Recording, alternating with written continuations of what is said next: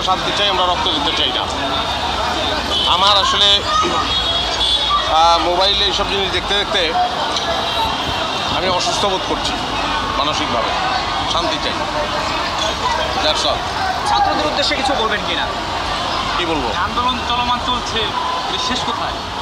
আমি জানি কি, আমি তো আমি আমার চাওয়াটা আমি বললাম, আমি এটাই চাই। যারা স্টেজ দিচ্ছে তাদের তো অনেককে রাজাকার হিসাবে এরকম আখ্যায়িত করা হচ্ছে। আপনি কি বলবেন? বলতে চাইছেন না, আমিও তো অনেককেই অনেক কিছু বলতে পারি, হ্যাঁ, কিন্তু ব্যাপার হচ্ছে যে সেগুলো তো সিদ্ধ হতে হবে, সেগুলো তো প্রমাণিত হওয়ার ব্যাপার, তাই না? এই বলতে পারি না আমরা, মানে কোনো প্রমাণিত সত্য আমার হাতে না থাকলে।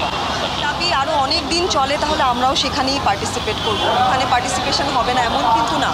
আজকে একদিনের জন্য এসে দাঁড়ানো তাও না, এর আগেও কিন্তু আর্টিস্টরা বিক্ষিপ্তভাবে বিভিন্ন জায়গায় এই জিনিসটার এগেনস্টে কথা বলেছেন। সো জেনোসাইডের পক্ষে আসলে কথা বলার কিছু নেই। আর স্টুডেন্টরা আমাদের ফিউচারকে যখন আমরা এভাবে রাস্তায় গুলিবিদ্ধ অবস্থায় দেখবো আমাদের প্রশাসন দ্বারা, এটা কখনোই কাম্য না। সো আমি বিশ্বাস করি যে এই দুর্দিনের একটা সমাধান হবে, কিন্তু সেটা খুব দ্রুত হোক, এইভাবে আর রক্তক্ষরণ না হোক, এটাই এক্সপেক্ট। জামাত শিবির বা তৃতীয় শক্তিকেও তাকে গুলি করা হয়েছে। আমরা গণমাধ্যমে দেখলাম যে তাকে সরাসরি পুলিশ গুলি করেছে। এই বিষয়টা এই বিষয়ে আপনার কি মনে হয়? আমি আপনার মতামত জানতে চাই। আপনি তো জনগণ, আপনার কি মনে হয়? তার মানে আমিও সেটাই দেখেছি, সেম জিনিস আমিও দেখেছি। এখন আমি আসলে সঠিক সমাধানটার অপেক্ষায় আছি। সো আমি এটা নিয়ে কোনো কমেন্ট এই জন্যই করতে চাই না, কারণ যেটা চোখে দেখেছি সেটাকে অবিশ্বাস্য যদি মনে হয়, তাহলে আমাকে আসলে আরও পরিষ্কার হতে হবে কি আসলে ঘটেছিল।